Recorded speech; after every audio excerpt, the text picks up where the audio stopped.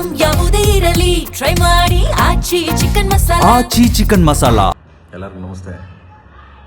ಯಾರಿಗೂ ಆಗಲಿ ಯಾರಿಗೇ ಆಗಲಿ ಯಾವುದೇ ಉದ್ದೇಶಗಳಿಂದ ಯಾರು ಏನು ಇದು ಮಾಡಲೇಬೇಕು ಅಂತ ಯಾರು ತಪ್ಪು ಮಾಡಲ್ಲ. ಸೊ ನಾನು ಪ್ರತಿ ಹಂತದಲ್ಲೂ ಪ್ರತಿ ಸಿನಿಮಾಗಳಲ್ಲೂ ಸಾಂಗ್ಗಳು ಬರ್ತೀನಿ. ದೇವ್ರ ಬಗ್ಗೆ ಸಾಂಗ್ ಬರ್ತೀನಿ, ಲವ್ ಬಗ್ಗೆ ಸಾಂಗ್ ಬರ್ತೀನಿ, ಮದರ್ ಬಗ್ಗೆ ಸಾಂಗ್ ಬರ್ತೀನಿ, ಅಣ್ಣ ತಮ್ಮನ ಬಗ್ಗೆ ಸಾಂಗ್ ಬರ್ತೀನಿ. ಪ್ರತಿ ಹಂತದಲ್ಲೂ ಬೇರೆ ಬೇರೆ ಕಂಟೆಂಟ್ ಸಾಂಗ್ ಬರ್ತೀನಿ. ತುಂಬ ಪ್ರೀತಿ, ತುಂಬ ಪ್ರೋತ್ಸಾಹಿಸಿ ನನ್ನ ಈ ರೇಂಜ್ಗೆ ತಗೊಂಬಂದು ನನ್ನ ಎಲ್ಲರೂ ನನ್ನ ಸಾಂಗ್ಗಳ ಪ್ರೀತಿಯಿಂದ ಕೇಳಿ ಗೆಲ್ಸಿದ್ದೀರಾ. ಪ್ರೇಮ್ ಸಿನಿಮಾ ಬರ್ತದೆ ಅಂತಂದರೆ ಏನು ಸಾಂಗ್ ಜೋರಾಗಿ ಮಾಡಿರ್ತಾನೆ ಅನ್ನೊಂದು ತುಂಬ ಕುತೂಹಲ ಇಟ್ಕೊಂಡು ತುಂಬ ಅದರಿಂದ ಕಾಯ್ತಿರ್ತೀರ. ಸೊ ಅದಕ್ಕೆಲ್ಲ ನಾನು ಯಾವಾಗಲೂ ನನ್ನ ಕೊನೆ ಉಸಿರಿರೋರ್ಗೆ ನಿಮ್ಗೆ ಚಿರುಣೆ ಆಗಿರ್ತೀನಿ. ಬಟ್ ಈ ಸಾಂಗ್ ಬರೆದಾಗ ನಾನು ನನ್ನ ದೃಷ್ಟಿಕೋನದಲ್ಲಿ ನಾನು ಬರೆದೆ. ಒಂದು ಬಾಟ್ಲು, ಒಂದು ಉಪ್ಪಿನಕಾಯಿ, ಸೊ ಇದನ್ನು ಕಂಟೆಂಟ್ ಇಟ್ಕೊಂಡು ನಾನು ಬರೆದೆ. ಒಂದು ವರ್ಡ್ನ ತೆಗೆದು ಹಿಂದೆ ಹಾಕ್ಬೋದಾಗಿತ್ತು, ಬಾಟಲ್ನ ಮೇಲೆ ಎತ್ತಿ ಅಂತ ಹಾಕ್ಬೋದಾಗಿತ್ತು. ನನಗೆ ಕುತೂಹಲ ಇರಲಿ ಅಂತ ತಗೊಂಬಂದಲ್ಲಿ ಎಂಡಲ್ಲಿ ಹಾಕ್ತೆ. ಯಾಕೆ ಕುತೂಹಲ ಇರಲಿ ಅಂದರೆ, ಒಂದು ಸಾಹಿತ್ಯ ರಚನೆ ಮಾಡಬೇಕಾದ್ರೆ ಒಬ್ಬ ಸಾಹಿತಿ ಹಾಗೂ ಮಾಡ್ಬೋದು ಹೀಗೂ ಮಾಡ್ಬೋದು ಅಂತ, ಅದನ್ನು ನಾನು ಒಲಗರ ರೀತಿಯಲ್ಲಿ ಆಗಲಿ, ಬೇರೆ ಯಾರಿಗಾರು ನೋಯಿಸ್ಬೇಕು ಅಂತ ಆಗಲಿ, ಯಾರಿಗೂ ತೊಂದರೆ ಕೊಡಬೇಕು ಅಂತಾನೆ ಆಗಲಿ, ಯಾವ ಉದ್ದೇಶಕ್ಕೂ ಮಾಡ್ದೋನಲ್ಲ ನಾನು. ಯಾಕಂದರೆ ಇವತ್ತಿನವ್ರಿಗೆ ನಾನು ಮಾಡಿಲ್ಲ, ನನಗೆ ಸಾಯೋವರೆಗೂ ನಾನು ಮಾಡೋದು ಇಲ್ಲ, ನನಗೆ ಅದು ಅವಶ್ಯಕತೆಯೂ ಇಲ್ಲ ನನಗೆ. ಸೊ ಇದರಿಂದ ಸುಮಾರು ಜನಕ್ಕೆ ಅದು ಯಾವ ದಿಕ್ಕಲ್ಲಿ ಅದನ್ನು ಅರ್ಥ ಮಾಡ್ಕೊಂಡಿದ್ದಾರೋ, ಸೊ ನನಗದು ಗೊತ್ತಿಲ್ಲ. ನನ್ನ ಅರ್ಥದ ಪ್ರಕಾರ ನನ್ನ ಬರೀಬೇಕಾದ್ರೆ ನಾನು ಈ ಅರ್ಥದಲ್ಲಿ ಅದನ್ನು ಹೇಳಿದೆ. ನಾನು ಮೀಡಿಯಾ ಮುಂದೆನೂ ಅದನ್ನು ಹೇಳಿದೆ. ನಾನು ಆದರೂ ತುಂಬ ಜನ ನನ್ನ ಪ್ರೀತಿ ಮಾಡೋರು, ನನ್ನ ತುಂಬ ಹೃದಯ ಕತ್ತರುವಂಥದ್ದಾಗೋರು, ನನ್ನ ಫ್ಯಾನ್ಸ್ಗಳಾಗಲಿ, ನನ್ನ ಫ್ಯಾಮಿಲಿ ಆಗಲಿ, ಎಲ್ಲರೂ ನಾನು ತುಂಬ ಪ್ರೀತಿ ಮಾಡೋರು. ಸೊ ಕೆಲವ್ರಿಗದು ಹರ್ಟ್ ಆಗಿರ್ಬೋದು, ಕೆಲವ್ರಿಗದು ನನ್ನಿಂದ ಪ್ರೇಮ್ ಈ ಥರನ, ಪ್ರೇಮ್ ಹಿಂಗೂ ಬರೀತಾನ ಅಂತ ಕೆಲವರೆಲ್ಲ ಕೇಳಿದ್ರು. ಸೊ ನಾನು ಒಬ್ಬ ಸಾಹಿತಿ ಆದಮೇಲೆ ಸಾಹಿತ್ಯ ರಚನೆ ಮಾಡಬೇಕಾದ್ರೆ ಹಾಗೂ ಬರೀಬೇಕು, ಹೀಗೂ ಬರೀಬೇಕು, ಎಲ್ಲ ಥರ ಬರೀಬೇಕು.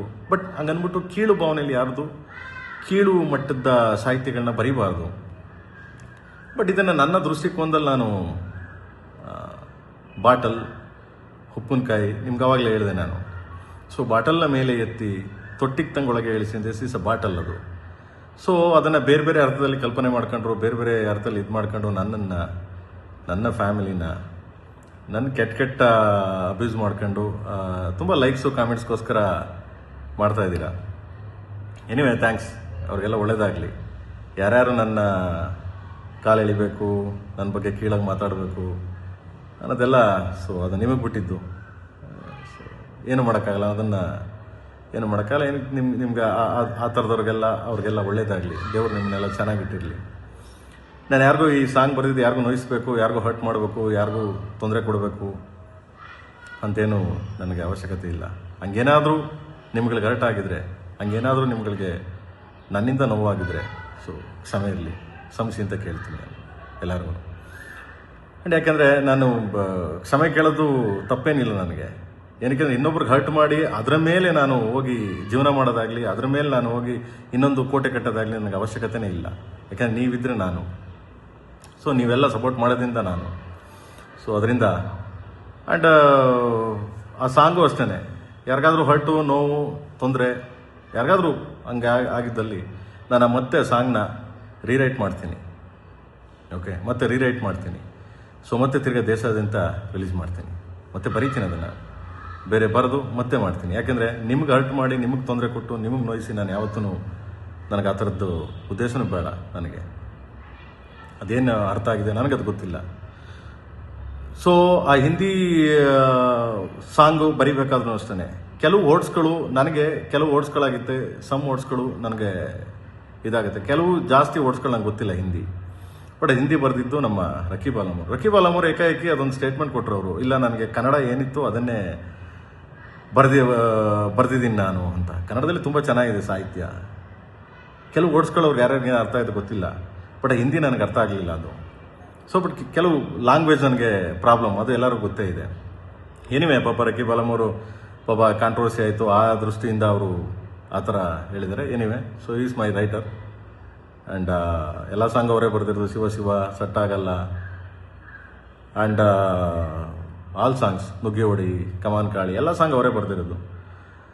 ಆ್ಯಂಡ್ ಸೊ ಅದು ಪಾಪ ಅವರು ಸಮಜಾಯಿಸ್ಕೊಳ್ಳಲಿಲ್ಲ. And it's okay.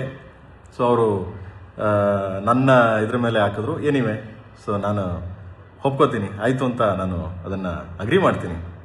ಯಾಕೆಂದರೆ ಅವರು ಎಲ್ಲೋ ಭಯದಿಂದ ಎದ್ರಕೊಂಡು, ಭಯದಿಂದ ತುಂಬ ಇದರಿಂದ ಅಯ್ಯೋ ನಾನು ಈ ಥರ ಹಿಂಗಾಗ್ತಿದೆ ನನಗೆ ಅಂತ ಎದ್ರಕೊಂಡು ಅವರು ಪ್ರೊಡಕ್ಷನ್ ಮೇಲಾಗಲಿ, ಪ್ರೇಮ್ ಮೇಲಾಗಲಿ, ಸೊ ಸಿನಿಮಾ ಮೇಲಾಗಲಿ ಹಾಕಿದ್ದಾರೆ. So anyway, so no problem.